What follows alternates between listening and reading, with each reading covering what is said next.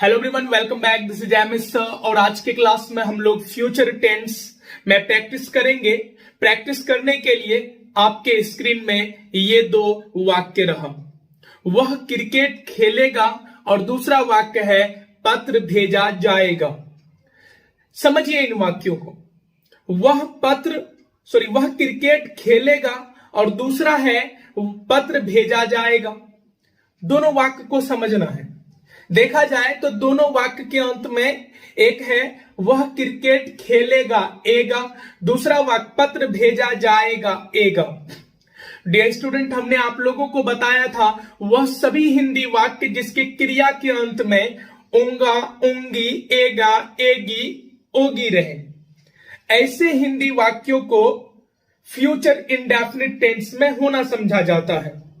और ऐसे वाक्यों का अंग्रेजी बनाने के लिए सब्जेक्ट अगर मेन हो तो सलिया विल प्लस V1 होगा। ऑब्जेक्ट अगर मेन हो तो सलिया विल बी प्लस V3 हो जाएगा। पहला वाक्य पर थोड़ा सा हम लोग गौर करते हैं। वह क्रिकेट खेलेगा एगा, तो वह क्रिकेट खेलेगा, यहां खेलने का काम कौन कर रहा? वह, तो वह यहां पर करता है। पहला वाक्य में सब्जेक्ट मेन है तो सलिया विल प्लस V1 यूज होगा, तो हो जाएगा ही विल प्ले क्रिकेट। दूसरा वाक्य पर ध्यान दीजिए। पत्र भेजा जाएगा, इसमें भेजने वाला नहीं है, करने वाला नहीं है, करता नहीं है। इसमें ऑब्जेक्ट मेन है, पत्र ऑब्जेक्ट है, ऑब्जेक्ट मेन है, तो यह बनेगा आपका सलिया विल बी प्लस V3 में।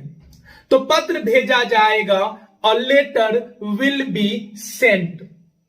आई होप समझ में आया होगा कि वह सभी वाक्य जिसके अंत में उंगा, उंगी, एंगे, एगा, एगी, ओगी रहे, ऐसे वाक्यों को फ्यूचर इंडेफिनिट में होना समझा जाता है। और ऐसे वाक्यों में सब्जेक्ट मेन हो तो सलिया will plus V1, object main हो सलिया विल बी प्लस V3 होगा। चलिए फिर से हम लोग दो वाक्य लेते हैं। आपके स्क्रीन में फिर से रहा दो वाक्य। पहला वाक्य है वह पढ़ाता रहेगा, दूसरा वाक्य है क्रिकेट खेला जा रहा होगा। समझना अच्छे से। वह पढ़ाता रहेगा, दूसरा है क्रिकेट खेला जा रहा होगा। समझिए अच्छे से। हमने आपको बताया था वह सभी हिंदी वाक्य जिसके अंत में ता रहेगा, ती रहेगी, ते रहेंगे, या रहा होगा, रही होगी, रहे होंगे, इससे समाप्त होने वाला हिंदी वाक्य फ्यूचर कॉन्टिन्यूअस टेंस में चला जाता है। यहां पर एक और बात समझने की जरूरत है। समझिए, वह पढ़ाता रहेगा, यह समझ में आ रहा है कि वह पढ़ाता रहेगा, इसका मतलब भविष्य में उसका काम जारी रहेगा, यह समझ में आ रहा है। दूसरा वाक्य को समझिए, क्रिकेट खेला जा रहा होगा। कहने का मतलब, अभी देखिए, अगर मैं बोलूं कि क्रिकेट खेला जा रहा होगा तो ऐसा भी हो सकता है अभी मैं यहां बोल रहा हूं और वही एक्शन कहीं हो रहा हो। लेकिन याद रहे हम फ्यूचर टेंस पढ़ रहे हैं, जितना भी एक्शन होगा वो फ्यूचर में होगा, आने वाला समय में। तो यहां पर हम इमेजिन करते हैं, कल्पना करते हैं। सोचिए, क्रिकेट खेला जा रहा होगा, मतलब ये वाक्य हम फ्यूचर का एक्टिविटी को, फ्यूचर का एक्शन को बताने के लिए यूज करेंगे।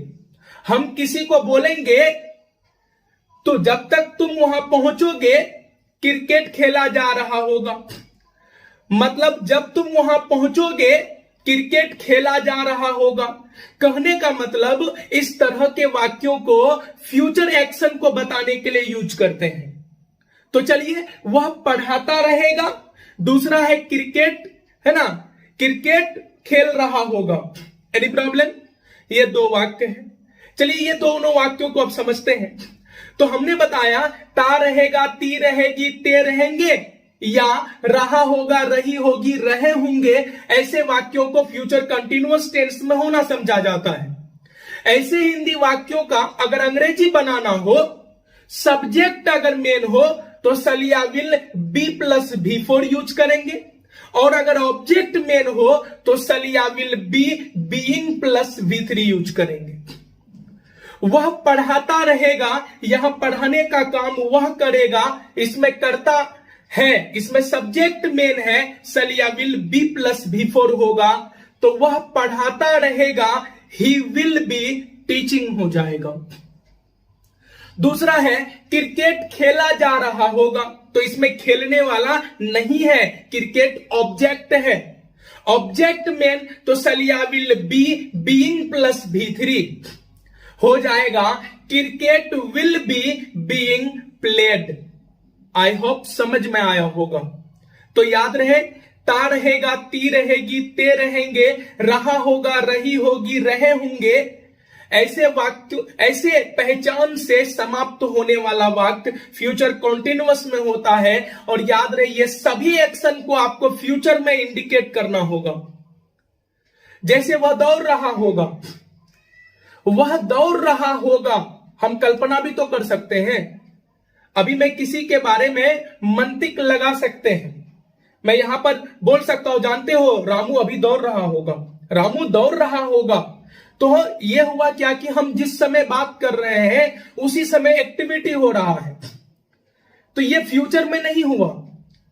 आपको फ्यूचर में ले जाकर इंडिकेट करना होगा ऐसे वाक्यों को।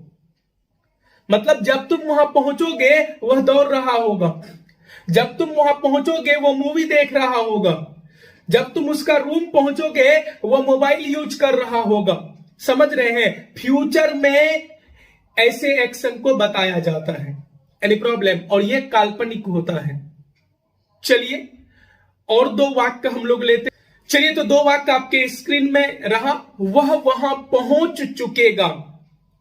पहला वाक्य है वह वहां पहुंच चुकेगा। दूसरा वाक्य है खेल समाप्त हो चुका होगा। देखिए ये सभी जो एक्शन है ना, ये फ्यूचर में इंडिकेट करना होगा आपको। समझ रहे हैं? तो वह वहां पहुंच चुका होगा, या दूसरा है खेल समाप्त हो चुका होगा।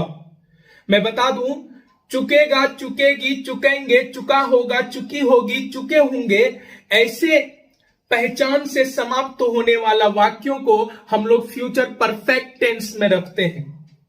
और ऐसे हिंदी वाक्यों का अंग्रेजी बनाने के लिए अगर सब्जेक्ट मेन हो तो आप सलिया विल हैव प्लस V3 का प्रयोग करेंगे, और अगर ऑब्जेक्ट मेन हो तो सलिया will have been plus V3 का प्रयोग करेंगे। Any problem?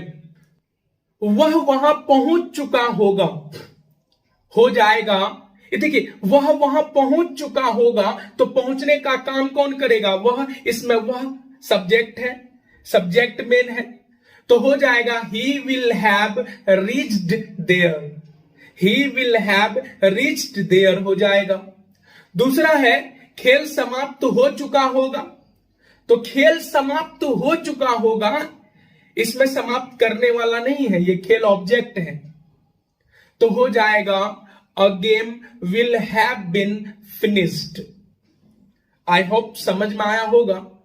चलिए फिर से हम लोग दो वाक्य लेते हैं। ये रहा आपके स्क्रीन में। पहला वाक्य है वह 2 वर्षों से पढ़ा रहा होगा। दूसरा वाक्य है 10 वर्षों से क्रिकेट खेला जा रहा होगा। तो याद रहे, रहा होगा, रही होगी, रहे होंगे, या ता हुआ रहेगा, ती हुई रहेगी, ते हुए रहेंगे से समाप्त होने वाला हिंदी वाक्य फ्यूचर परफेक्ट कॉन्टिन्यूअस टेंस में समझा जाता है। वह 2 वर्षों से अंग्रेजी पढ़ा रहा होगा। 2 वर्ष रहा होगा, रही होगी, यह फ्यूचर परफेक्ट कॉन्टिन्यूअस टेंस में जाता है। तो वह 2 वर्षों से अंग्रेजी पढ़ा रहा होगा। यहां पर आप समझिए बातों को। वह 2 वर्षों से अंग्रेजी पढ़ा रहा होगा, यहां पढ़ाने का काम कौन करेगा? वह। तो याद रहे सब्जेक्ट मेन है, तो हो जाएगा he will have been teaching English. He will have been teaching English for 2 years। दूसरा वाक्य 10 वर्षों से क्रिकेट खेला जा रहा होगा, तो 10 वर्षों से क्रिकेट खेला जा रहा होगा। याद रहे इसमें खेलने वाला नहीं है, क्रिकेट ऑब्जेक्ट है। हो जाएगा cricket will have been being played for 10 years। तो याद रहे ता हुआ रहेगा, ती हुई रहेगी, ते हुए रहेंगे, या समय के साथ रहा होगा, रही होगी, रहे होंगे, रहे। ऐसे ही वाक्यों को फ्यूचर परफेक्ट कॉन्टिन्यूअस टेंस में होना समझा जाता है। सब्जेक्ट मेन सलिया will have been plus B4, object मेन सलिया will have been being plus B3। I hope future tense आपका क्लियर हो गया होगा।